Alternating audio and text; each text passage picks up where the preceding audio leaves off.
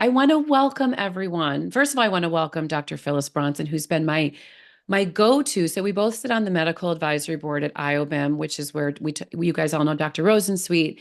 And anytime I have a question about progesterone, I'm back on my computer saying, Phyllis, please, can you help us understand this? And so I'm so incredibly delighted to have you here today. Thank you so much for being here and joining us. We're so grateful to have you I'm here. happy to be here. Should I jump in, Yeah, Jill? I'm gonna just have you jump in. Yeah, and I will mute myself so there's no noise on this side. But Phyllis is just going to go through her presentation. She's got some slides that she's going to be presenting next month. So we're wanting to get feedback from you if this is helpful for you. I know a lot of us are lay people, and this is a lay person's presentation, so it's perfect. So I'm delighted. Do you have anything else you want to say? No, you go ahead. I'm going to mute Oh, myself. Okay. hi, Okay. everybody. So let me start by saying that my work is about two primary things. How do we bring the science alive where women live, primarily in our emotional, relational worlds? And whatever other parts of ourselves are important, of course, there are other parts. That is the dominant space that women live in, our emotional, relational worlds. And I want to say that good science may be counterintuitive. I may not like all the data, but I have to include it in my research. And as I was just saying to Jill a moment ago, I kind of consider myself a hybrid. I'm a scientist. My passion is studying the molecules, but I've been a clinician also for many years. I work with physicians, some extraordinary physicians. My original medical partner and I brought bioidentical hormones here to Aspen, Colorado 30 years ago. And then I've been in the research world a lot. So let me jump in and give you an overview. And I'm laughing looking at the slide, this first slide, because can you all see the beautiful green?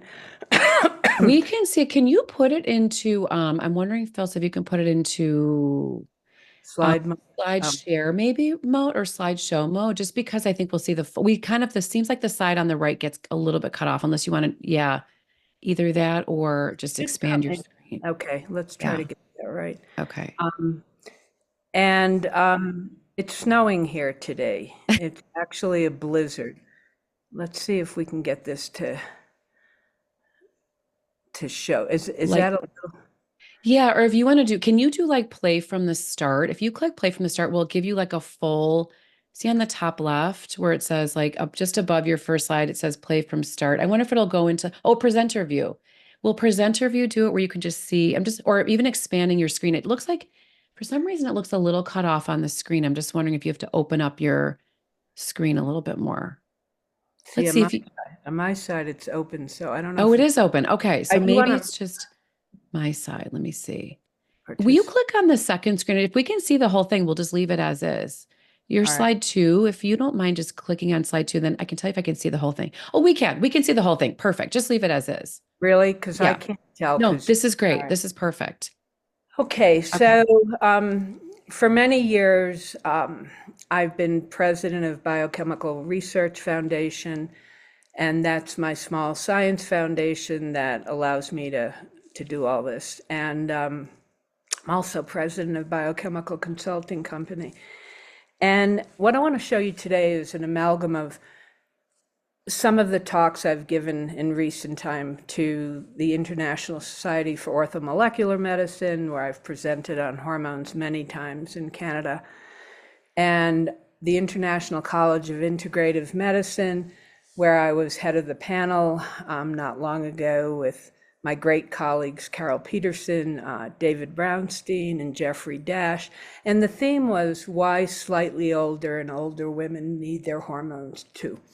So with that context, I'm going to show you why these molecules are so critical. And we are not about, quote, anti-aging. We're about containment of the aging process. We're about how do women contain their moods, and they do it by having their hormones balanced. So the next slide will just show you, can you see that full slide? Yes, we can see it.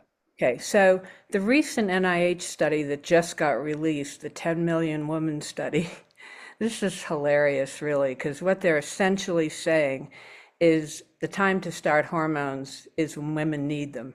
Now, you know, for 20 years, we've been unpacking the data, even when it puts you into a coma, because it's so ridiculously redundant. But we've been unpacking the data to make sure we didn't miss anything from the Women's Health Initiative. And the same thing with this current study.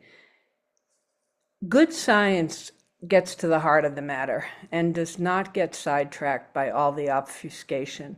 And so when I see things that contradict the actual molecular integrity that I know, then I'm going to speak up. And I think it's very critical to keep these underlying premises alive in what you're going to hear today.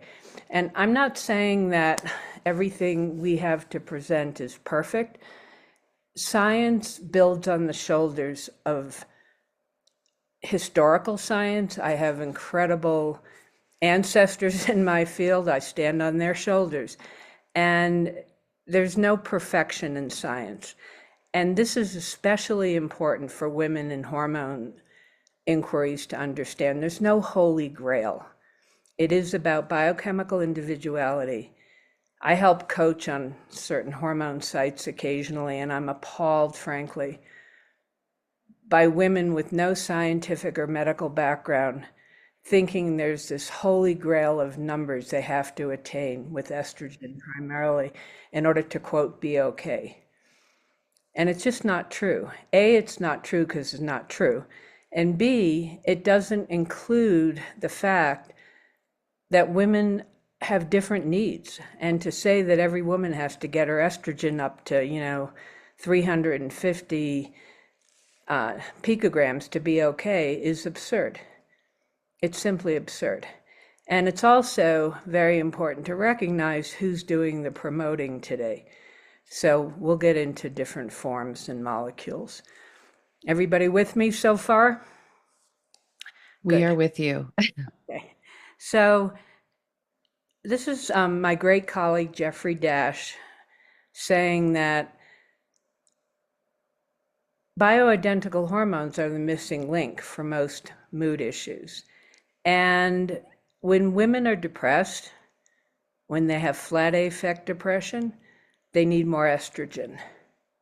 It's clear and simple. They don't need SSRIs, which, by the way, can be helpful Band-Aids, but they're not things to live on. And one has to recognize that the whole SSRI drug field emerged at a time when so many women were showing up with depression. A lot of women stopped using estrogen after the Women's Health Initiative and got into serious trouble with depression. A lot of those women have never come out of it. And the conversation out in the world is, well, I'm afraid of estrogen because it could cause whatever, cancer, et cetera. And if you look at the data, when do most women get gender cancers? When they're older and have no hormones. Very few pregnant women get gender cancers when their hormones are highest. And there are so many factors that are involved in cancer, and the epigenetics play a big role. But in terms of an important molecule for cognitive function, it's estrogen. An important molecule for headaches, estrogen. An important molecule for depression, estrogen. So here we are. So this is Jeffrey Dash, and just a comment on Jeffrey Dash. He just asked me to write the foreword for his revised edition of Bioidentical Hormones 101, which is a phenomenal book. And Jeffrey was a traditionally trained, I believe he was a cardiothoracic surgeon in Florida. And 20 years ago, he just started learning about other things. He's a very bright, curious guy. And he came to a conference I was speaking at in Canada for Abram Hoffer. And for those of you who don't know, the International Society for Orthomolecular Medicine, they were the preeminent mood biochemistry group. And Abram Hoffer asked me to speak there as a young scientist. And it was incredibly flattering to me to be with these older doctors like him and a very broad spectrum of other physicians and practitioners.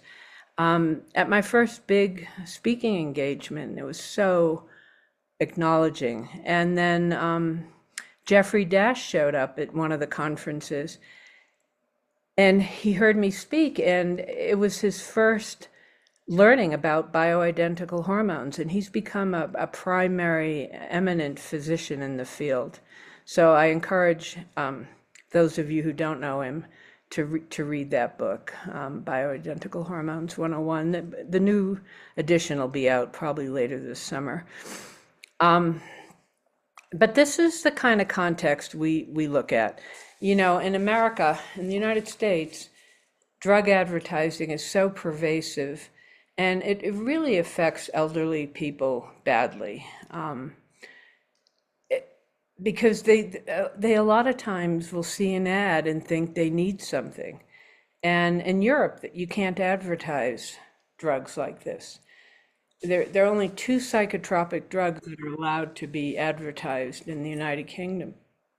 But here, you can advertise anything.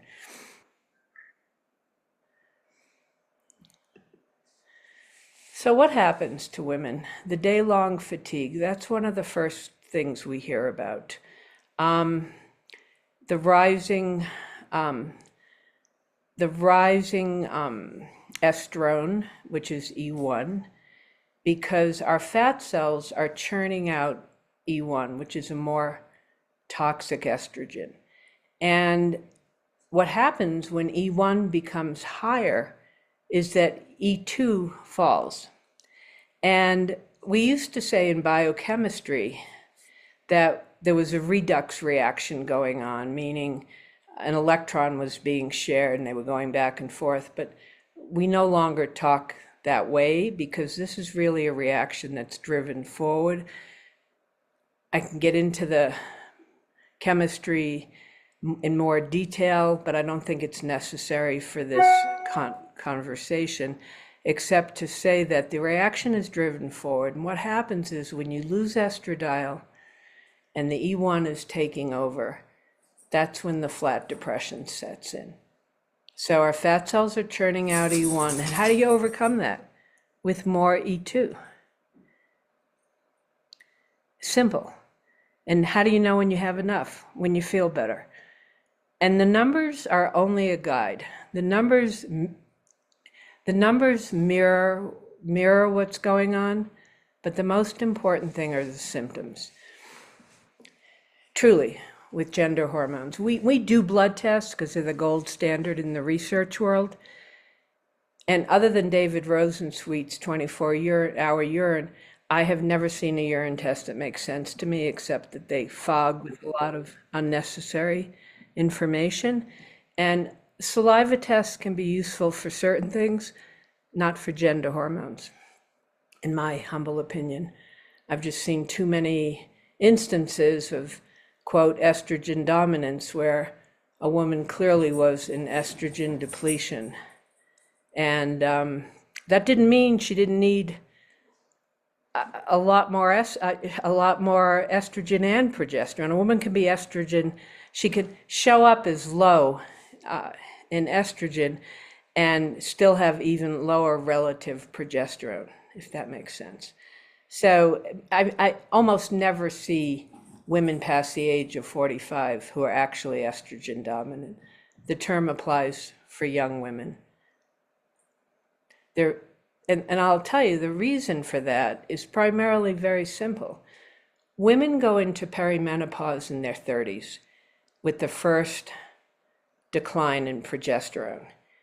And unlike with estrogen that declines more precipitously and later, progesterone starts at slow downward descent in our 30s. And so that's the only time that I've seen true estrogen dominance. I won't say the only time, but that's almost always true. Let me see if I missed anything there. Okay, so I'm going to lead into my seminal research on progesterone by saying that the second chapter of my book, I don't know if you're familiar with my book, this is Mood, Emotions, and Aging. It's become a classic in the field. The paperback came out a few years ago, and the book really is a classic because the information is still very important, very grounded in biochemistry. And I get emails from women all over the world who have found it and they say, aha, it finally makes sense, the connection to mood. And this aspect of mood and progesterone is most clearly articulated in the second chapter of my book, which is, I think it's called Progesterone, the Molecule of Calm, CALM. So many libraries carry the book, and it's good reading. I've been told that it's easy to read, and it's written for lay women and their doctors who are interested. So, the pervasive anxiety and irritability that so many women feel shows up like this. And men suffer, I get calls from men of women I'm seeing saying, can you adjust her hormones? Well, I can't talk to them because of HIPAA. And I just think it's funny that they think they can call me and tell me that her problems are linked to her hormones, when in fact, the hormones are the containers for our moods, but they're still your moods, right? And you have to own and you have to be responsible for how you're self-expressing. And not everything that a woman feels has to be articulated right away. And I'm going to make a gross generalization in that context, and I'm not going to get into specifics about gender aspects. That's not my job. But women in general are process-oriented, and that's why we feel better when we talk. And men are goal-oriented in general. Great overlaps in these discourses, of course. But men are goal-oriented, and so they want you to stop talking so they can tell you what to do to feel better. And this is so pervasive in my observations over so many years. Women overtalk their emotional worlds, and I see it as very linked to a lack of progesterone. Now, why has progesterone diminished and our needs increased? The need for progesterone has increased, and I'm going to show you some things that'll hopefully be fascinating. This was my seminal research on the molecular spectroscopy of progesterone.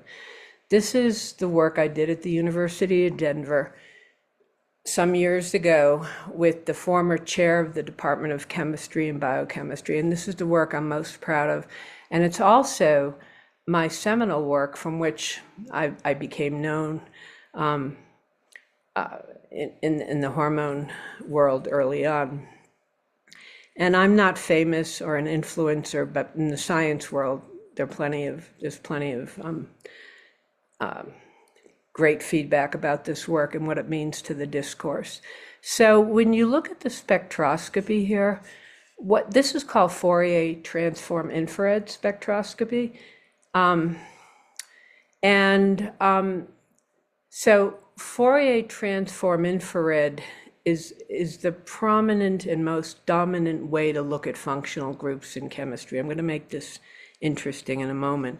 So when you look at real progesterone, the most important thing to remember from this is at 3400, that's when water peaks show up. The water peak here is non-existent. So this shows an almost hydrophobic molecule, natural progesterone, has very little water retention. The water flows through you. It's a great diuretic. When you look at synthetic progestins, and we use the most prominent one, Provera, known as MPA, medroxyprogesterone acetate, When you look at Provera, huge water peak. This is Provera, and this is the acetate part of the molecule that drives the water retention. Now, what's incredible here, and what is the most important part of my work really, is that probably 50 years ago, doctors were told, you have to give women a progestin. Well, you have to give women progesterone is what they were told. When you're giving them estrogen. And that point in time, our mothers were all being told to take estrogen. That was the dominant gynecological statement of the day. My mother was always skeptical that every woman had to. There's some funny stories there. But for the moment, every gynecologist was being told that if you're giving women estrogen, they have to get progesterone. However, pharma has done some good things, but they've done a lot of mischief. And their mischief making happens because they think they can tweak molecules and nobody will notice. So they take a perfectly good molecule and they start doing things like adding little methyl groups. So you add a CH3 to the end.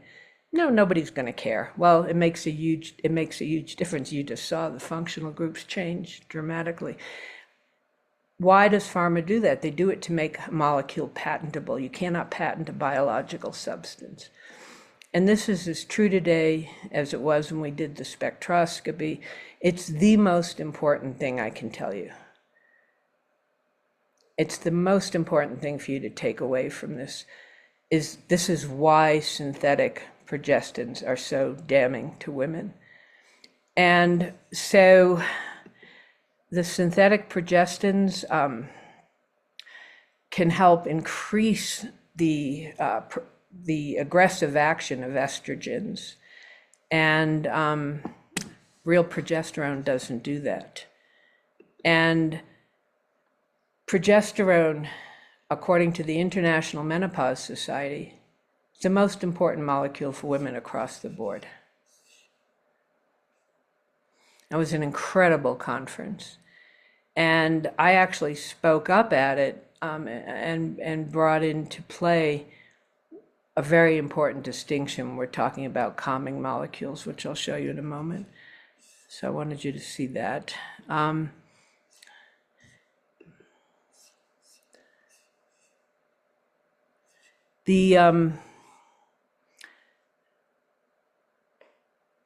I'm having trouble seeing my slides, so I'm just going to try to move this over. Okay. Oh, you are? Okay. Yeah.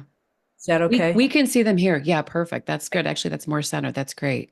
Good, because I was disappearing. Yeah. So, if a woman has serious medical conditions, there are times when synthetic hormones are appropriate. Serious cases, I'm sure, Jill, you know, with endometriosis, adenomyosis. Once these things are there, they may need synthetic hormones to get to a point where they could even begin to tolerate bioidentical hormones. So we're not here to treat gynecological problems. We're here to make a case for why getting started with bioidentical hormones early on can make all the difference. And where am I? Here I am. So here's how these molecules originated, just quickly to show you that. And then this here is, I'm going to show you just a cover of a paper that we published recently. My great colleague, Dwight Smith from the University of Denver, he was a renowned physical chemist, and he got fascinated with my work. He was also head of my doctoral committee when I finished with University of Denver and the Union Institute after years of working on this stuff. And he said this is some of the most important work in his world, even though it wasn't his field, because he became absolutely intrigued with the molecular aspect. And what we did was, here's the progestins again and progesterone. But the reason this is important, and this paper is on my web as well, we wrote this paper in response to the large Danish study that had just come out. The Danish government is very proactive in terms of public health. It's very interesting. They don't just wait for a crisis, and they don't just think in terms of crisis management. So much in the US is geared to crisis management. It's very different. It's very different than the scientific discourse. I'm not going to get into all that right now, and there's validity in both interpretations, both scientific and public health. But for the purpose of what the Danish government was looking at, they became very concerned that a large demographic of young women, mostly in their 20s and early 30s, there was a pervasive component in this demographic of depression, flat depression. And they said, how can this be? We're one of the happiest countries, one of these Northern European countries with a high happiness quota. And they found this one demographic that was in big trouble. The only common thread were birth control pills. The dominant progestin in most birth control pills is medroxyprogesterone acetate. And there are cousins of MPA that are not acetate based, but it's still true that the depression aspects are showing up even in these other cousins of progestin. They're all linked to mood issues. So we published this paper in Towns and have gotten a lot of response from doctors about that. So here's a slide I really like. Again, the over talking, and we're not telling women to shut up. You have to find your voice, but it has to be with discernment, or else the people in your life can't find their voices. Here's another one. This is from one of my first. That was from one of my first talks. Can you see that slide? Yeah, we can. Yeah. Oh, yeah. You got it? Yeah. And then I'm just going to show you briefly. This is from my talk at the American Chemical Society. I just want to show you the link between the hormones and the amino acids. And this is really important when we're talking about anxiety. So GABA is an amazing nutrient. It's an amino acid that helps with anxiety. And the reason it's so integral when you're talking about progesterone is because GABA and progesterone both link at the same subunit on the GABA-A receptor. That's extraordinary. So we often use a lot of progesterone, and I'll get into dosing in a moment. And we're not going to tell you what to do. We're telling you what we've done, and then you should run this by anything that intrigues you. Run it by the person you trust in your medical world. But we've had years of doing this. So for anxiety, we use substantial amounts of progesterone, and then we use GABA-based nutrients. And that combination, you cannot be anxious if that receptor is fed. It's just, it doesn't mean you can't have those feelings in your repertoire, but you can't have that level of anxiety. And the benzodiazepine drugs that are used to treat anxiety are based on trying to regulate the GABA-A receptor, but it's helpful in an extreme. Those drugs are helpful in extreme situations. You know, like if you have to talk to your ex or go to some difficult meeting, there's some people who get very high anxiety, but once they learn these mechanisms, they learn how to control anxiety with these molecules, including a doctor at the orthomolecular meeting a few years ago said he uses GABA and progesterone. He learned about the GABA connection from a talk I had given, and then he gives progesterone to his male patients. He sees a lot of men. I don't, but my medical partner does. And so we do give progesterone to men, and we certainly in much lesser amounts. Small amount of progesterone can go a long way for a male, but it can really help anxiety for them as well as GABA. But for women, it's a different molecular chemistry. And so what we have found is that when progesterone breaks down to allopregnanolone in men and women, this is allopregnanolone, is not pregnenolone. This is a different structure. And we do use pregnenolone in our supplements. But allopregnanolone is the potent modulator of the GABA-A receptor. And what's so fascinating is that the synthetic progestins can't do this. This mechanism doesn't happen with synthetics, with progestins. I brought this up at the European conference, and the head of the conference, a very, what's the word, a very stoic physician. He was based in Madrid, heading that conference. And when I told him that, he said, I think Dr. Bronson is onto something here. It was great. It was a great moment. So let's just talk for a moment about dosing and about structures. Jill, should I take the time and just jump in? Yeah, I'd love that actually. And I love what you just said, because I feel like, I think one of the beefs that a lot of us have that are in this space is when we're reading papers and they say progestogens, and there's just no differentiation between Exactly. these molecules being so vastly different. And I think you've just highlighted a lot of those differences here. I mean, just your research alone, looking at those graphs, it's like, wow, what a huge difference between these molecules. So I'm glad that you keep on saying that, because I just wish we would completely separate them out. You're You know? absolutely right. Yeah. It would take an entire computer program run through PubMed, WebMD to correct the extraordinary numbers of errors collapsing progestin, progestogen, and progesterone. Yeah. So it's part of our work is to just confront it when we see it. Now, Yeah. in recent times, I'm going to deviate for a moment before I finish. I'm almost done here, but I want to talk a little bit about structures, forms of using these molecules, and dosing. And don't take what I say as gospel. I'm just one guy in the field, but I have a unique background and a unique passion for the molecules, and I truly study them. So here's what I think. Here's my take. In this current world, which is upside down, there's so much stress. And when there's high stress, in the public square discourse, you often hear, well, your cortisol is spiking, and so you need to do something about that. And there are all these, that's a whole market for adrenal supplements, et cetera, et cetera.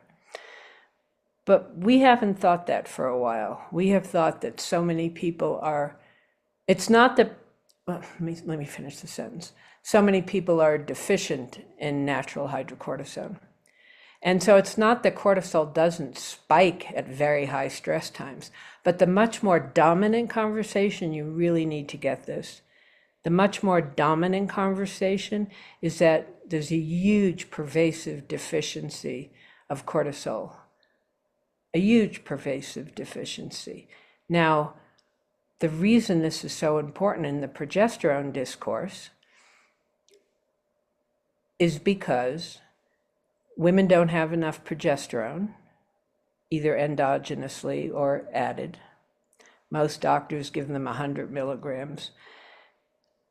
That all gets shunted to other more crucial biological pathways. And what happens is that progesterone is the precursor to make cortisol. So you're left with no progesterone. And women, according to my great colleague, Carol Peterson, they're worse than having, it's worse than having none if you get a little, because you're hoping, and you are biochemically hoping too. And so if women don't get enough progesterone, they never get out of that dead zone. They never get calm. And I believe that is where most of the difficulty, not all, there are some women who have objective difficulties with progesterone, and I think there are other factors involved. So And I'm there's just a little in the comments. So Dr. Bronson, she just says, can you repeat or confirm the deficiency you're stating is it's really starting with progesterone deficiency that correct. can lead to then also we have cortisol. We can have cortisol deficiency as well. Exactly. Yeah. Okay. And so, and there's some great references out there. The brilliant book, it's very scholarly by I think it's M.K. Jeffries, the physician, Hmm. wrote The Safe Uses of Cortisol. And he really gets into physiological dosing, which is what we're talking about. So unlike prednisone, right, which is synthetic, it's stimulating your adrenals when you need synthetic cortisol. If somebody's really in inflammatory trouble, they need hydrocortisone, right? They Hmm. need to stimulate those mechanisms. But for most people, it's a chronic thing. It's not an acute thing. Yeah. We use natural hydrocortisone, by the way. We have it compounded when women are in trouble with inflammation. And there's so much more inflammation since COVID. So many symptoms that we're hearing about come from either the virus itself or from the vaccine. Hmm. And and these inflammatory residual issues can leave women really perplexed about what to do. And then Thierry Hertog, the gynecologist, did a two-part series in Townsend on safe uses of cortisol. I think the article was called Identifying Cortisol Deficiency, Frequent Life Impairing, and How to Give Patients Back Their Lives by Correcting It. Okay. Really interesting article, two series. I think it was, let me see if I have the date here. I think it was January of 2018. Okay. I'll try to That's grab that. Yeah. Townsend, really worth reading. I mean, Terry Hertog has done some great work in hormones. Not perfect, but Yeah. great Yeah. overall. But what we kept looking at is, why are women having so much more inflammation and so much more anxiety? And we found that they desperately needed more progesterone as a starter. And then we also, as I said, we do have compounded hydrocortisone. You get drops made. I think it's I think it's 0.1 mLs or 10 milligrams, but don't quote me on that. You'd have to talk to a compounding pharmacist. And some of our women use them transdermally. They're more potent orally. It's totally safe to do either. There's no data on using transdermal hydrocortisone, but a lot of our women just want to do everything transdermally because that's what we do. And I use transdermal hydrocortisone because I think it's great. Okay. With acute inflammation, I would drink it. Yeah. But I don't take it every day. I use it as needed. We've worked, so let me just talk about transdermal for a moment. Most of my research and most of my best colleagues, including on the board that Jill and I are on together, most of them use transdermal. Wouldn't you say, Jill, or I, overarching majority? are we talking about progesterone now? Yeah. Yeah, I would say they do because of the oils, and I think they have found them to be very, very helpful. Yeah, I think they really like them, majority. And so we don't, I'm not in that oil group. Yeah. We have ours compounded. We've had incredible success with compounded transdermal progesterone as long as enough is used. Most of the issues around progesterone have to do with A, not using enough, and we use a combination of transdermal, and we have compounded suppositories made that women use at night. Now, we do use oral if a woman is really an insomniac, but here's the thing. As long as it's real progesterone, form is personal preference, Hmm. and as long as you get enough. Now, the leading progesterone researcher in the world, along with people like me and Carol, and there are others, but the leading in the world is Geraldine Pryor at Semcor in British Columbia. Hmm. And she has a very definite way of doing her work, and I think she's done some remarkable work. But She uses 300 milligrams orally across the board for all her women at night. Okay. That's her standard dosing. My women can't do that because they come to us for mood issues. Now, here's my take. That can be very effective, that 300 milligrams for nighttime anxiety and for insomnia. But if a woman is low in estrogen, that can make her more depressed in the morning doing oral. Mm. And you have to have enough estrogen to offset excess progesterone. And if you get too much progesterone, you just cut back. And, you know, it's really important to pay attention to what is the woman feeling, right? Mm-hmm. The primary reason I don't use oral progesterone is because of the upper GI metabolites that form.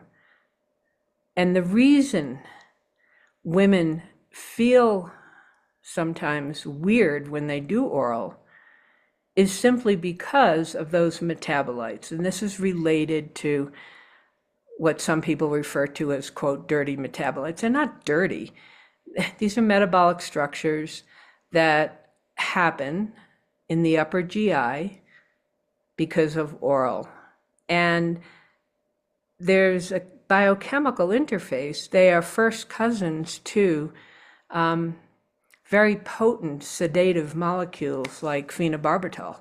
So even in small amounts, when you make that upper GI metabolite, and some women are more vulnerable to it than others, you're making 5-alpha pregnenolone, and that can be very sedative. It's not dangerous, but it can make you feel loopy. That does happen.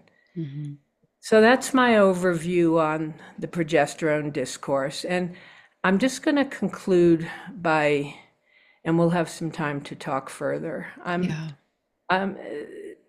just going to conclude by saying that I'm not going to get into testosterone today, but I do want to say that it can be very important for women getting back their mojo when they're older.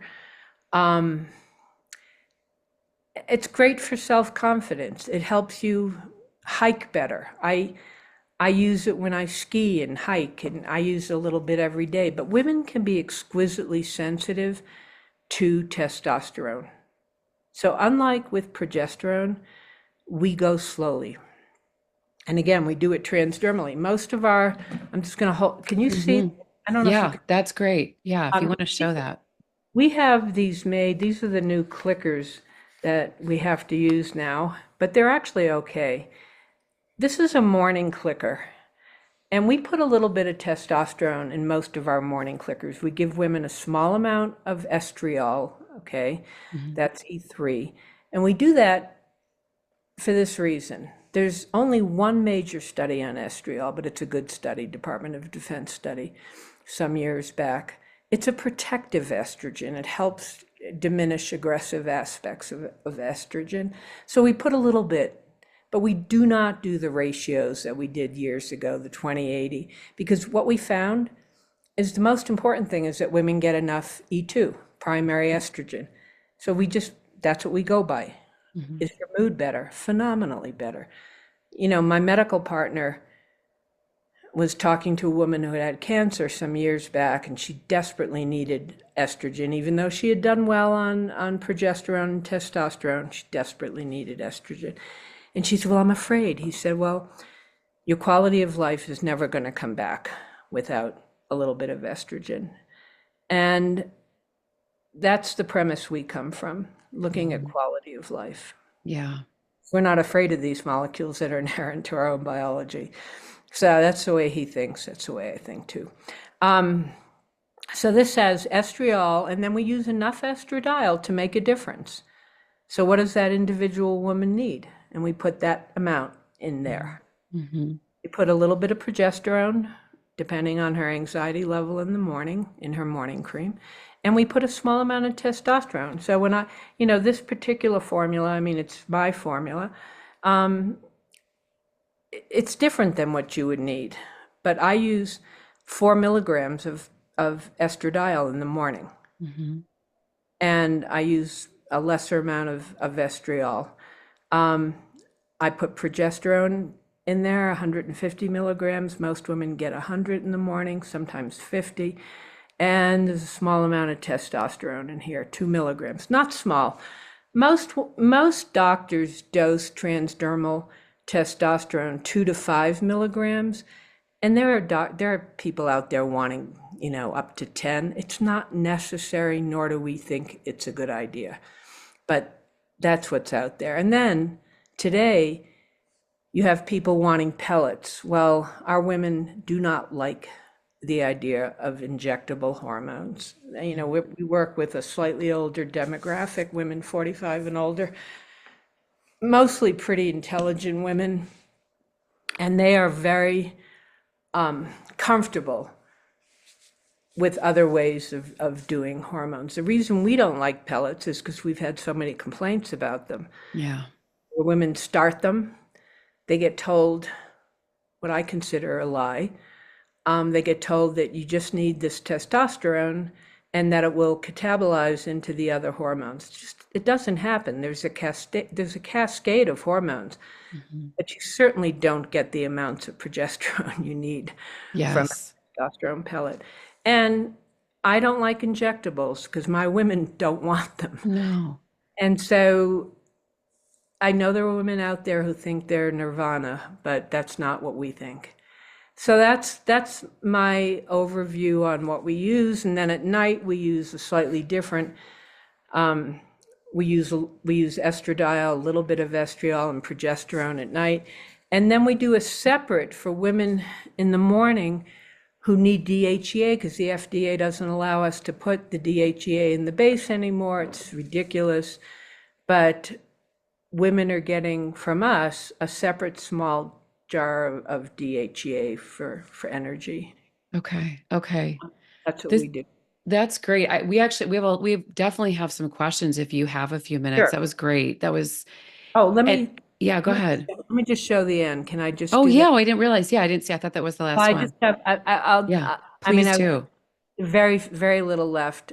This is just to show what we think women need testosterone to get assertive, but not to get aggressive. I'm Yeah, glad. we like that. And then I'm just going to show my last two. I love this. I use this to close a lot of times. And this last quote I think is terribly important. Can you see that? Yes. Yeah. And we try to create a context where these molecules help us, not in the addiction to perfection, which I reject, but as a way of learning to hold our emotional lives in the healthiest way possible. Thanks. Bye. Yes, thank you. I love that. I know I love Pima children, so that's really great. You're very calming, Phyllis. I feel like we can tell that progesterone is your jam, right? Yeah. It's And yeah, and it's so important. And I love the work that you've done. You've showcased so many things that I just feel like progesterone kind of gets put to the side.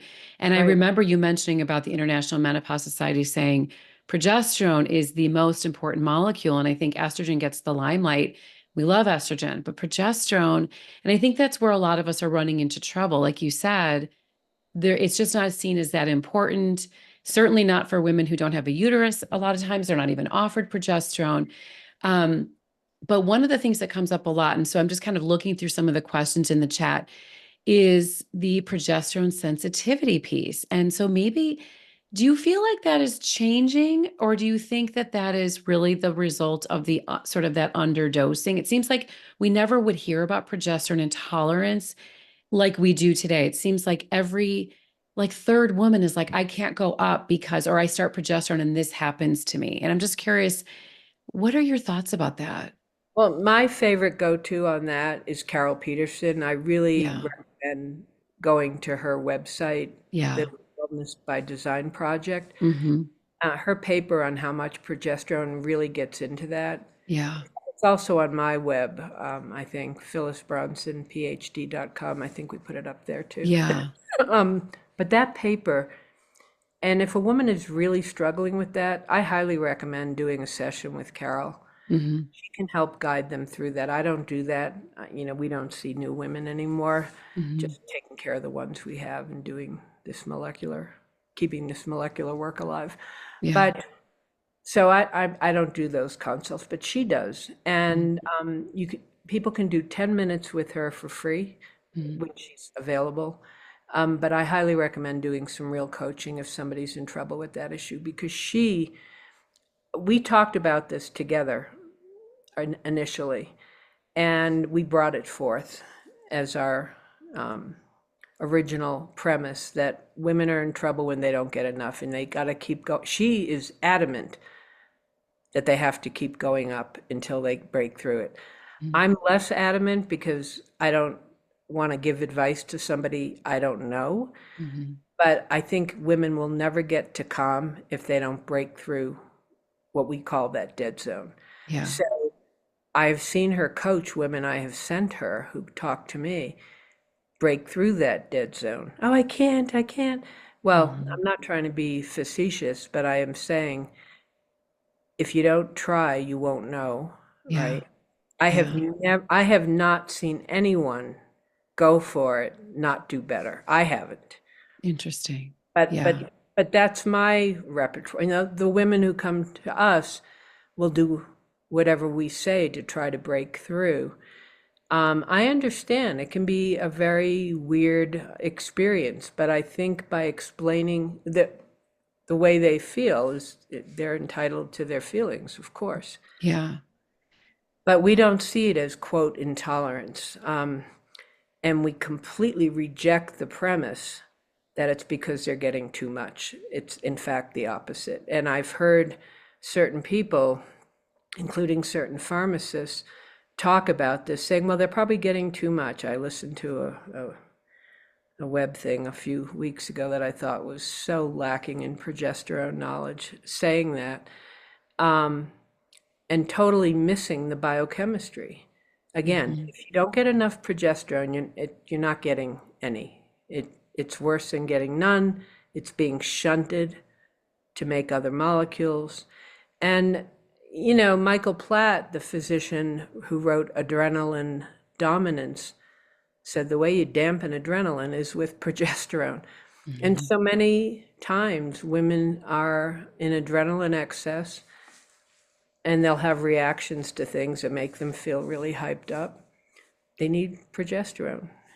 Is So, it the oral? I mean, I'm wondering because I do feel like, transdermal has been very demonized in the conventional medical model. Every menopause person on Instagram, I will tell you, physician, nurse practitioner, anyone out there will say if you are giving transdermal progesterone, it does not, number one, they'll say it does not protect the uterus. This is like, we hear this over and over and over. It's not enough. It can't get through the skin. We know it's a big molecule, but it's all about the way it's compounded, right? well, Where, it's about yeah, where getting did that come enough. from? Yeah, not Well, getting enough. where most mythology comes from. We've had 30 years of having slightly older and older women using mostly transdermal progesterone. We've had 2 cases of breakthrough bleeding. That's all. Really? If a woman has enough progesterone, if a woman has enough progesterone to be calm, which usually means at least 300 milligrams at night, right? Mm-hmm. And we use quite a bit more very often.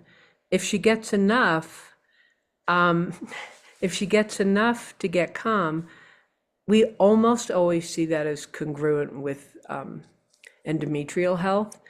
And Yeah. I say almost always because that needs to be checked. The Mm-hmm. endometrium needs to be checked occasionally. Mm-hmm. But for our women who have been doing it for mood for all these years, I mean, the overriding evidence base is there. And David Rosensweet sees it in his women too, who he Yeah.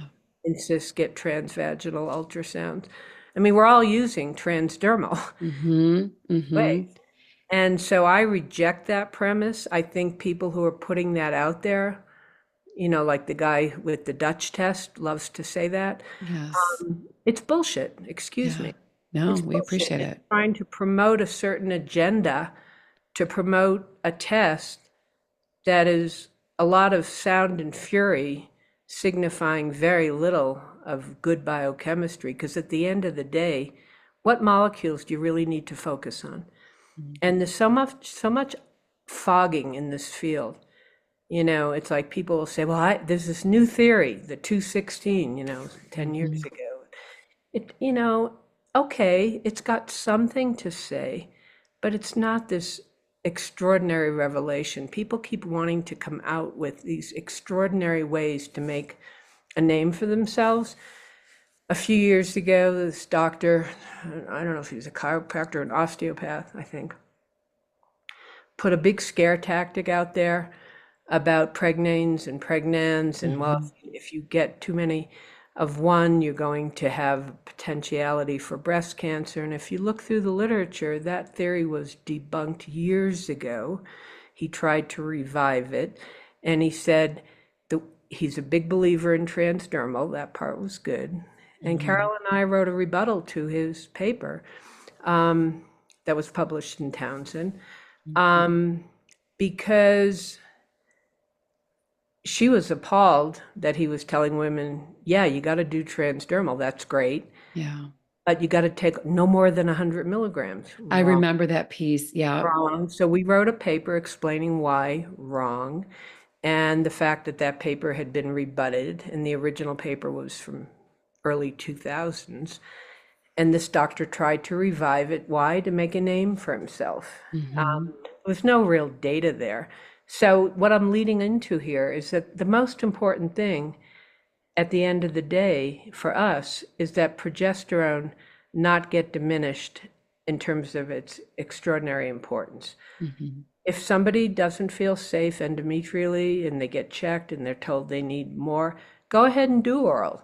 But that I can't lie and say our experiences other than what it's been. And I'm obviously speaking about my experience here and my colleagues using transdermal for more years than most of these new practitioners have been doing anything.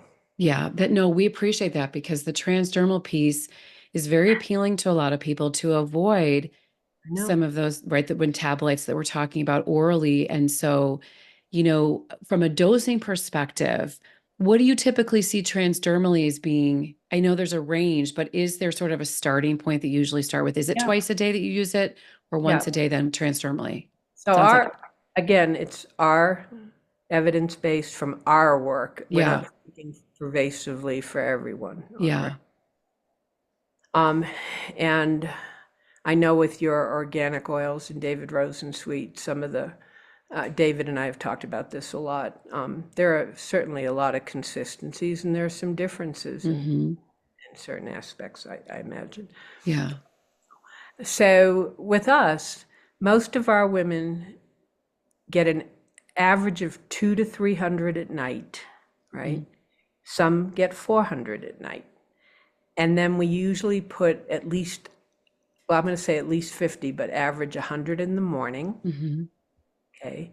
And then if a woman is anxious during the day, she just simply takes her separate progesterone. This is separate progesterone here. Let's say you're just having a hard day and everybody's pissing you off. Take separate progesterone. This is 200 milligram per gram. 4 clicks is 200. You just simply use whatever you need to get calm. You will know in 10 minutes. Yeah, right. Fact is that if some of the best doctors in the world are telling men, well, just do, 1 click, and telling women do 2 or 3 or 4 when you're anxious, and you feel it immediately, how could you possibly say that's not absorbing? Right. And the fact that you're not making these upper GI metabolites, I think it's a conspiracy theory by pharma somehow that was congruent with the release of Bijuva and other pharmaceuticals to try to promote.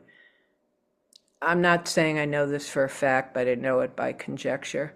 Yeah. I think there's a lot of negative inference about transdermal that just isn't rooted in biochemistry. The molecule is not that big. It is designed to be microscopically absorbed. Yeah. It was the favorite progesterone of Wally Simons, who started Women's International Pharmacy. Mm-hmm. So, and the leading research before, before my time, John Lee and Katrina Yeah. Dalton, they all used transdermal and some oral with Katrina as well, but high amounts. I mean, she would use upwards of 600 Yeah. milligrams in many cases. So that's where I'm at. I'm a great believer in transdermal because I've seen it work. But if you're having endometrial trouble, by all means, talk to your gynecologist. Yeah, no, that's helpful because I think it's just what's been said out there. And to your point, it's never made sense to all of us that say, well, we use transdermal testosterone, transdermal estrogen. Why would we not absorb progesterone? It just doesn't make sense. So it's Conspiracy, a really good point you make. Yeah. it's a big lie. Yeah, exactly. There's a question here saying, I often see women not feeling well on 200 milligrams, like irritable, drowsy. That's, I would say, the biggest thing I hear from women is they say, I went up and I got I'm drowsy or I'm irritable.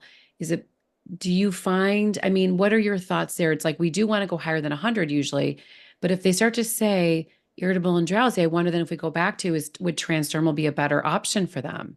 Yes, Yeah, and use a lot, and use a lot. Yeah, which is not what I would say about testosterone or even estradiol. I would say titrate. But with yeah. progesterone, I would say jump in.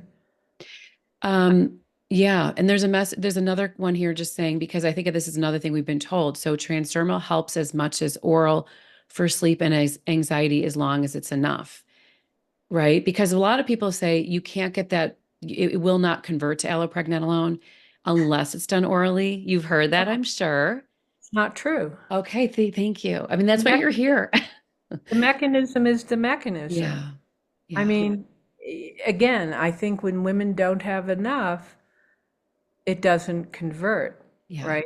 Because not enough, it's been shunted to make cortisol. yes, So, yes. I mean, yes, there are some women who, for insomnia, do better with oral, Hmm. but it may be because, well, they do.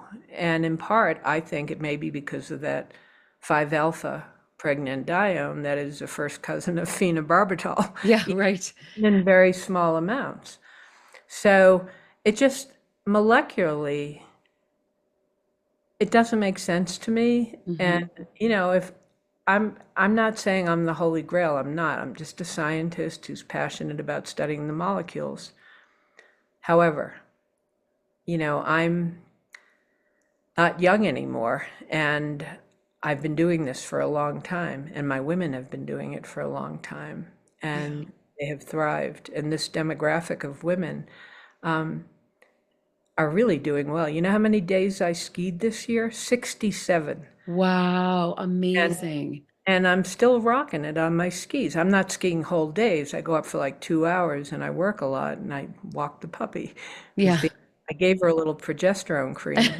She settled down. Yes, you guys, the puppy's getting some progesterone too. We were just talking about this before you all joined. Very good for For dogs, for dogs. Yeah. Isn't that amazing? a little bit in their belly. And you know who told me that? The head pharmacist for the dog pharmacy at Women's International years ago. They're not there Wow. anymore. Oh, they're not. Okay.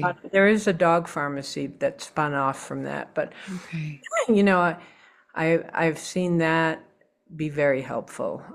Usually I do it at night, but I had to get her quiet for this talk. Yes. Yeah. A question here about applying. So is it best to apply progesterone cream to fatty areas or thin-skinned? What about using progesterone as a vaginal suppository, which you did talk about a little bit, but maybe you want to expand on that a little bit, like why you Well, would use that. I like 200 milligram suppositories now and compounded. Hmm. Some women are doing, I think, various forms of commercial progesterone, like prometrium vaginally. Hmm. I can't speak to that. That's not what we do. We don't like the peanut oil. Plus, our women want compounded. Yeah. We have them made. Hmm. 100 or 200 milligram. We usually do 200 because a lot of our women are anxious. Hmm. They do a 200 milligram suppository. I prefer them rectally. They just seem to stay in better. Hmm. And then on top of that, another average 1 to 200 milligrams, and 200 is actually more common. Wow. use at night. And if they wake up in the middle of the night, and guess what? Almost all women wake up at some point in the night. A, because progesterone is a diuretic, and B, because as you get older, you wake up. Hmm. And I like the Jungian interpretations. Your unconscious is talking to you, and you might just be having thoughts that you need to Wake wake up up for, yeah. or be aware of. I mean, I think there are many facets to this, but Hmm. so you wake up to pee, you wake up, and if you have trouble getting back to sleep, we use a GABA base orally. You swallow. I can tell you our favorites that a lot of our women have used for years. Yeah. And we use another 100 milligrams, sometimes 50, of progesterone Mm. in the middle of the night if you need it. Yeah, if you need Use it. it according to need. It's Yeah. a Symptoms are key with gender hormones. And it's the Hmm. only thing I agreed about, by the way, with the NASM report, the National Academy of Science, Engineering, and Medicine, which David Rosensweet was the only guy asked to testify in front of about bioidentical hormones. They didn't listen to him, but Yeah. they got an earful, and he did a brilliant job. And then we, in the group that he organized, hired the Berkeley Research Group to write an incredible rebuttal to their data. I have that paper. Yeah. And the only thing that I agreed with the FDA in that report was that symptoms are key with hormones. They actually Hmm. said that. And what's extraordinary, I come from Boston originally, I come from a big medical world. And what's extraordinary is that the national academies used to be this august body. Well, and parts of them still are, but in general, they've lost so much credibility because they Yeah. take money from anyone. And last year, they were outed for taking a huge donation from the family that was, indicted for opioids, Oh, goodness. and their name was Yeah. on the building. What was their name? Oh, gosh. I feel Sackler, like I remember that. Sackler family, right? Yeah. And they took a huge donation and it wasn't the first time, while they were investigating the opioid crisis. Oh, my gosh. So that's the kind of Yeah. nonsense we're dealing with. And so when you get these negatives about hormones, just find out who's paying for the research. Hmm. I mean, Hmm. when you look at the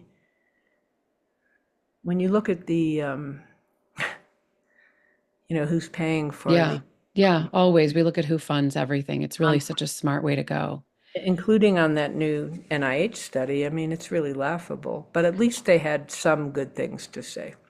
So Yeah, yeah, so that was a big so where do you, just to kind of chase that question about the suppositories, where do you like people to apply progesterone cream on their body if they're doing it on their um, skin?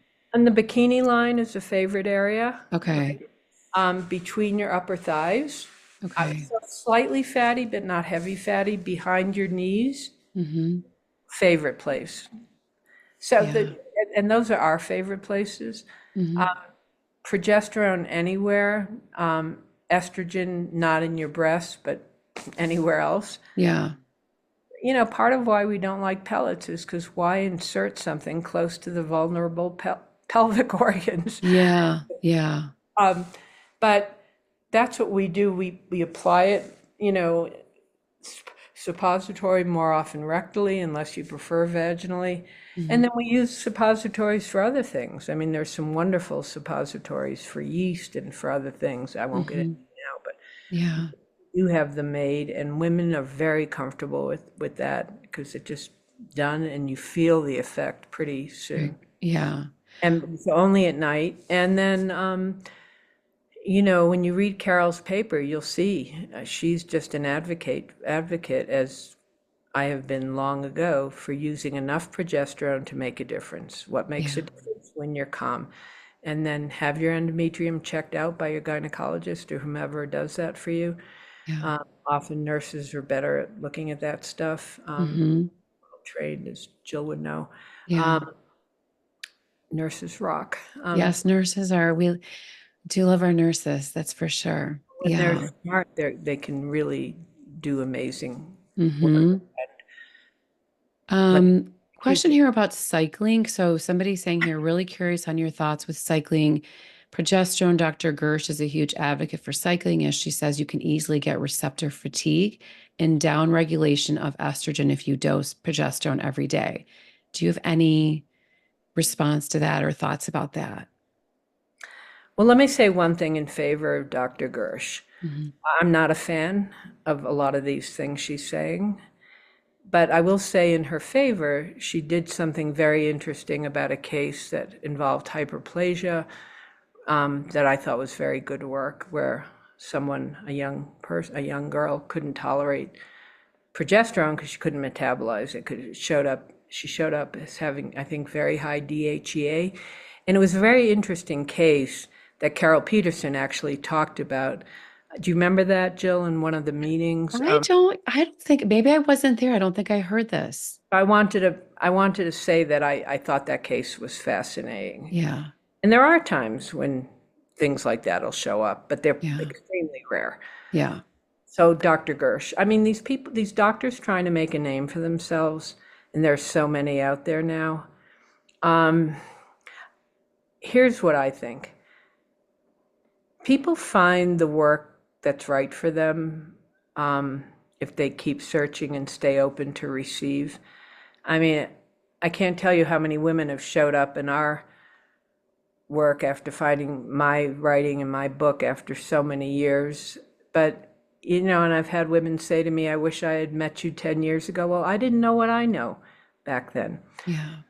So when I first heard Suzanne Summers and T.S. Wiley talk about their cycling protocols, I thought it was BS. And I said to a woman recently, it doesn't make any sense to cycle because the only purpose of having a menstrual cycle is to shed the endometrium as there's no implantation. That is the purpose of shedding your endometrium. That is why you cycle. So we're not trying to replicate what you did before you were 40, okay? Mm-hmm. That's not the goal here. And the same person said, well, you're trying to, if you're using bioidentical hormones, aren't you replenishing what's missing? Yes, exactly, because it is not natural, just like it's not natural to have a menstrual cycle when you're not menstruating anymore. Mm-hmm. It's not natural to have cognitive decline and heart disease and the diseases of aging that come from when you lose your hormones. Mm-hmm. You see the congruency there? Mm-hmm. So what we say about cycling is, I don't know what she's talking about with receptors don't get tired. Mm-hmm. Okay. Receptors do not get tired. Receptors are just there to do their job when the right lock and key formation happens. Mm-hmm. So I don't understand that as a biochemist. I've never heard that. Mm-hmm. Downregulation happens in certain mechanistic aspects of chemistry, but I don't understand it as applied to this. I don't. It doesn't make sense to me. And so I'm not going to say with all due respect, because I think it's a dangerous way to think. And the reason I think that is anything that diminishes women from using progesterone on a regular basis, if it's the only thing that's ever gotten them to calm, anything that diminishes the importance of progesterone is not good medicine. Yeah, I mean, we appreciate that. That's really, I think people get very torn. You hear one thing and then you go, well, which way do I go? And I think just this, it's very logical. I've always thought consistent use as well. It's never made sense to me, but I've heard that. So I appreciate your perspective on that. The other thing that's coming up here, and I know I had sent you a message about this, was that new study, right? That said, so this is a question, should we be concerned about this latest study saying oral progesterone and estradiol had an increased risk of breast cancer? There was so much in that study. Like it was in the NIH in study. the NIH study, yeah. Again, that study was remarkable for one reason. It was articulating that women 65 and over should be using hormones, right? Now, when we look at the structures of the hormones, to say that, well, let me give you an example about responding to why estradiol is so important here, okay? In the original research that was done at the Oregon Regional Primate Lab, this is over 20 years ago, it was the most astounding information on rhesus monkeys, where the lead researcher, I believe his name was Kent Hermsmeyer, absolutely brilliant research, stands to this day and beyond for many years, I'm sure. When they gave rhesus monkeys looking for cardiac response, estradiol, they found excellent results, pure estradiol, okay? The monkeys responded beautifully. There was vascular dilation, beautiful response. When he added real progesterone, there was no change. In other words, the estrogen did what it was supposed to do. And the progesterone, if it was, they were not looking at the molecular potential to inhibit aggression. That's something that could have been studied as well, because that does work. But the focus here was on cardiac elasticity and motility.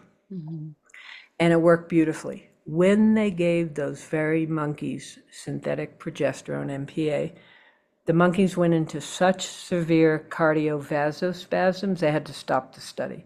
Wow. Pardon me. So I've referred to that study because estrogen and real progesterone is a beautiful combination, because that's what your body does naturally. It makes no sense to put fear into women by using this, what I consider these cohorts of microdata, where they take a huge population and break it into all these mini populations to look at a 10 million woman study, right? You have to look at the big picture. Yeah. The fact of the overarching result is that women benefit from hormones. And part B is, or the overarching part to me, is that they should be absolutely bioidentical. Yeah. So does that? And it was, well, and there were so many, as we know, like it's a medical review. You're reviewing medical records. I don't know if people understand. I mean, I used to work in clinical research. Right. It's very, and I think you had to be on, like, there just had to be a prescription for a hormone to be considered like on progesterone. It wasn't, there's so much missing. There's so much missing information That's all you but need everybody to know. jumped on that piece for some reason. And it was like, the history is progesterone either has no effect on breast cancer or has a positive effect, meaning it's helpful. It's never been shown. Progestins are a little bit different, but progesterone, this is like a new, for this to be said in the study, it was like up until this point, like this is like this one isolated study that's also not a very, it's just a very difficult study to even tease out in that way. So, it makes zero sense. Yes. Because the overwhelming evidence, and if you go back to the Holtorf paper and look at the evidence of progesterone as being anti-proliferative. Yes, exactly. Progesterones as being proliferative, the data is there. Yeah. But when they're teasing it out of a huge mega study, it's like trying to take these giant cohort studies and saying, well, we found this piece. It's just not, it's not doable. Yeah. Anything, again, that diminishes the importance of real progesterone for women, we reject. Yeah. Because we've seen it in agreement with the International Menopause Society as the most important molecule for women across the board. Yeah. And Jeffrey Bowles, who's an amazing researcher, said that Carol and I quoted him in our paper refuting the Dr. Huber's pregnane stuff. Not totally refuting, but refuting the way he worked with minute doses doesn't do anything to help with.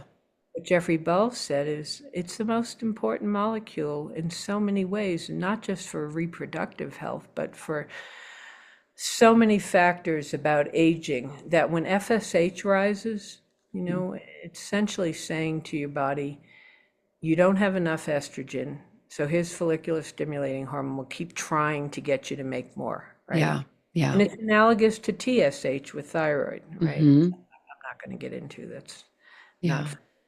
But so when FSH rises past 26, the woman is notably in menopause. Could she get pregnant? Possibly. I wouldn't take it as a absolute standard, but the probability is she's in menopause, including if she hasn't had a period for a year. Yeah. Now, what Jeffrey Bowles said is it's not just a marker for menopause, and I spoke about this at a conference not long ago, where I said that as the FSH rises, it is the marker for the oxidative stress of aging. Essentially, it keeps going higher and higher and higher. That is the rusting of aging, including on your brain. And you'd think just estrogen would tamp that down, but Jeffrey Bell said, and he wrote a book called, I think it was called The Unselfish Genome. He's a very interesting guy. A little out there, but interesting. Mm-hmm. He is very smart with this stuff. And he said, as the FSH rises, the way you dampen it is with progesterone and testosterone. Period, full stop. Doesn't mean you don't Really? need estrogen, but those are the molecules that bring down FSH. Gosh, I didn't know that. I've always thought estrogen. That's so interesting. It is to me too. Yeah. Wow. Oh my gosh, this has been so great. I know we're over, so I don't want to keep you any longer, Phyllis, I'm but okay are you okay? if you Do you need me guys want to unmute? Is there anybody that wants to is there a question or anything you guys want to say? I thought this was great. I mean, you're such a wealth of information. I love progesterone so much too that I feel like I'm so happy you came because I think we need to hear this from somebody who's been, who knows this molecule pretty darn well. And you've been doing this for so long. So I feel like between your biochemical experience and what you understand about these molecules and the clinical experience working with women, taking these two together, it's such an important hormone. I mean, all the hormones are important, but you've just highlighted all of that over and over for us. But you guys are welcome to unmute if there's anything you want to share. There's just a I'd few love people to left. hear from somebody out there. Yeah. Did you enjoy this? Did you find it accessible? Could anybody tell me? Yes. Yeah, go ahead. Oh, please just say something. Yeah, Dana, if you want to, please. Okay, I didn't know if I Of was in course. class. I needed to raise my hand. No, don't raise your hand. Thank you so much, Jill, and thank you, Dr. Bronson, for everything that you shared this afternoon. I have to watch the replay for some of it, but I have your book, and the case studies that you mentioned, they were amazing. I think there was one with a woman who was divorcing her husband, and she was just like off the rails, and just how introducing the hormones and other coaching you did really kind of got her back to center. I mean, it didn't save her marriage, but I was blown away. Dr.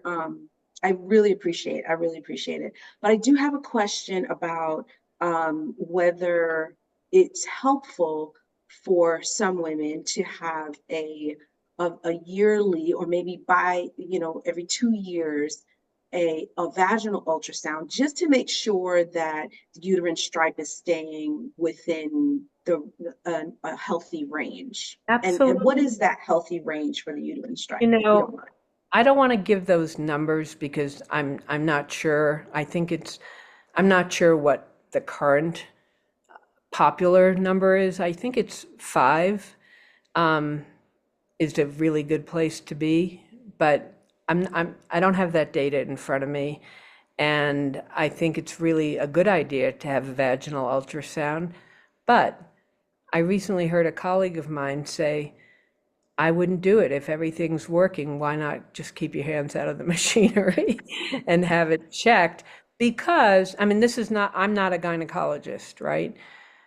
But a medical colleague of mine said, I don't believe in doing transvaginal ultrasounds if there's no problem, because then they start looking for mischief. If there's even a hint of, any abnormality. And I'm not sure I disagree with that. I don't like looking for mischief. I don't like missing things, right? And it comes down to the whole discourse about how often to have mammograms, or are they a good idea? Of course, that has to be between you and your practitioners. Of course, there's standard data that apply. But in terms of your question, it's not a bad idea, and it's up to you and your practitioner if there's any reason to be concerned. Because I think there will be I think in peri they say really there's no standard, just because, right, you've got that endogenous hormone production. So and it's erratic. And so it's really hard to, women end up going through all this undue additional testing and biopsying when it's just they had some endogenous production of hormones that maybe, it's just it's hard during peri. But in post, I think a lot of what I've heard, same thing, is it used to be annual vaginal ultrasounds, and then it seems like it's kind of shifted. Like if you've been on this hormonal, regimen for a while, everything looks good, you've had a vaginal ultrasound, there's no need to kind of continue to repeat. Right. Most women will show up with bleeding if there's something going on. And maybe at that point you're checking things. But yeah, it does seem like it's changing a little bit with recommendations. What do you say about the thickness? What are your numbers? I mean, I always kind of learn like a 5 is like 5 and under is best. But then I had gone to a talk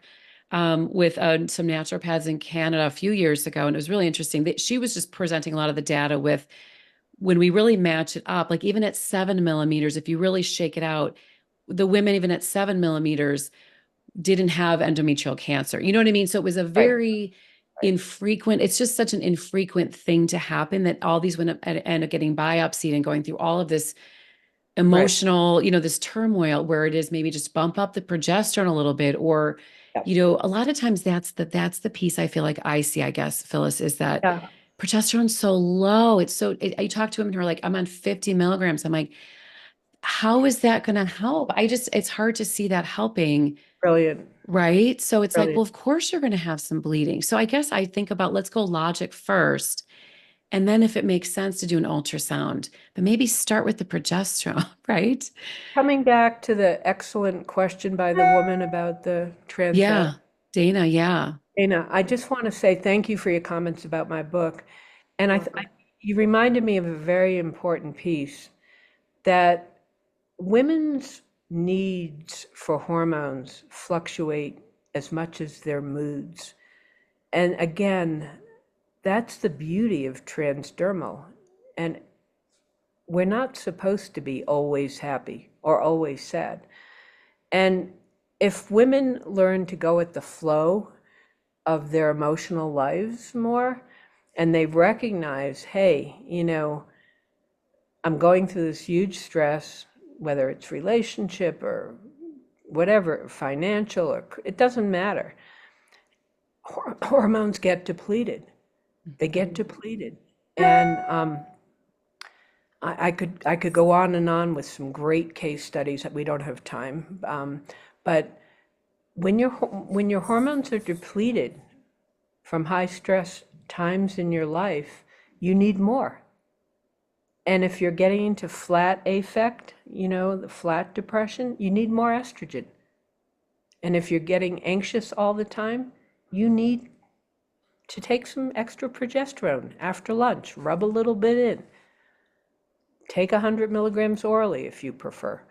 We don't recommend doing more than 100 at a time during the day, because you can get sleepy, right? At night, go for it. But we have women who do oral, and they do an extra 100 if they're having an anxious time. But with our transdermal, they know how to play with it. Yeah. And we have extra tubes, including, we use tubes of extra estradiol, pure estrogen, for women who are vulnerable to significant depression. They can use some extra just straight estradiol, notably for constrictive headaches, which are the opposite of traditional dilative migraines. It's fascinating how estrogen, with that, which increases vascular dilation, can help hormone-related headaches. Wow. And a lot of women get those headaches premenstrually, or in menopause, just when their estrogen drops. It's a great indicator if you're getting that constrictive kind of headache and you don't have traditional migraines, which are dilative in nature. Mhm. And that's why constrictive molecules like caffeine help, right? But a lot of these other headaches that are classified unofficially as some kind of migraine, they're constrictive headaches, and they respond beautifully to estrogen. Again, the beauty of using a little transdermally. Yeah. Mm. And Carol Peterson has said that she thinks progesterone should be included in that because some of those headaches are nervous tension headaches. But and they can be, but they're different. My experience is that estrogen is key for those constrictive headaches. Very cool. That is fascinating. That's why I love the dosing. When you have that's why when people have the patch, which the patch is fine, but I love the ability to titrate because there are times when you need more or less or whatever it is. So, like to your point about using the topical, it's so easy. Then you can Maybe. self-adjust. Exactly. Yeah. And this was really fun. It was good for me, and I'm curious in the audience if anybody else can tell me, because I'm getting ready to do this talk here in a month. If I just want to know if this is an amalgam of some of the best pieces geared, I think, to a lay intelligent audience, but from talks I've given recently at other venues, I pulled some of my favorites together and added some others. I just want to know if it was accessible to this audience. Did they feel that they were intrigued? And I gather it was mostly positive out there. Yeah. Oh, yeah. I've got here. Yes, it was great. That's in the comment box here. Yeah. Okay. If you guys have anything else you want to add, please do. Any That was suggestions great. about how to make it? I didn't get too chemical. I mean, Yeah. Yeah. that's my good, my Probably default. wise. That's probably wise, right? Yeah. Yeah, you guys, they felt good about it. Yeah. I think so. Anybody else?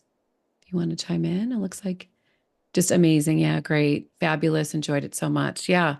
It was great. I mean, it's what we need to hear. I think we get pulled right in so Yeah, many directions. So you yeah. kind of anchoring us into hormones and their importance is so great.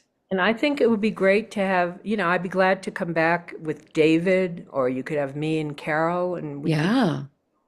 David and I are very good colleagues. And of course, he's doing such great things heading up the board and all.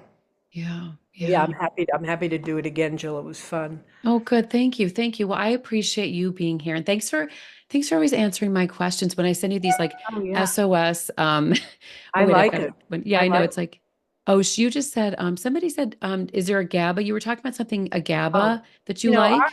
our favorite, one of our favorite vitamin companies, we use supplements selectively. We don't just put people on a million different things. Yeah. We use a great company in Oregon, Sisters, Oregon, called Metabolic Maintenance, Okay. and they make great GABA products.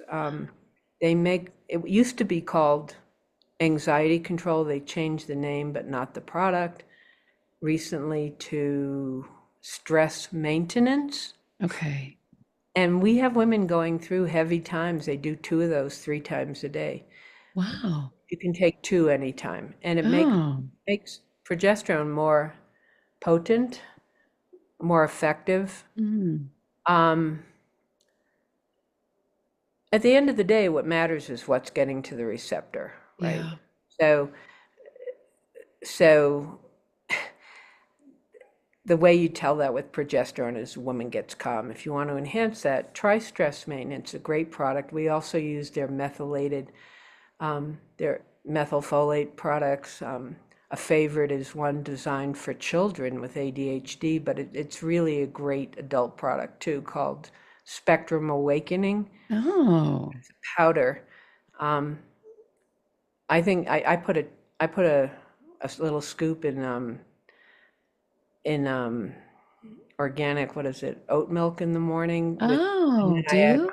and then I add coffee. Yeah. And um, it That's just, how, that's my kind of morning drink. I don't know about you guys. It's a great way to get to do it. Yeah. And I find a little bit of those methylated molecules very, very good. You don't need a ton. Yeah. And we use another product while we're on the subject. We use a lot of vitamin C Hmm. all through COVID, 8,000 milligrams daily for women, more for men, Wow. including intravenous infusions when necessary of vitamin. Hmm. Um, and that company that makes Sufficient C, Hmm. word sufficient and then capital C.com, Okay. she makes an incredible vitamin C, which I Hmm. happen to love. And she makes a digestive enzyme called gluteninizer Oh, that will digest anything. really? Okay, this is good It's tips. one of our favorite digestive supplements. So I just thought I'd tell you about Oh, those. I'm glad you did. I will put those in. Because I will, when I go to edit this, I'll pull out some of those tips that you have just because we can share put those in the notes. This You is great. I've call? got a comment here. Yeah, this would be amazing to have Dr. Bronson and Carol Peterson for a webinar. Yes, Dana, I Yeah. agree. We love this progesterone talk. You are our go-to people for that. So we love it. So, Good. okay. All right. Anybody? Thank you so much for being here. Thanks to everybody for joining too. Yeah. So In Phyllis, touch, till Jill. next time. Yeah, I definitely will. Thank you. I welcome the questions. They make me think, and any feedback is welcome. Okay. Okay, perfect. All right. Thanks, everybody. Bye. Okay, bye.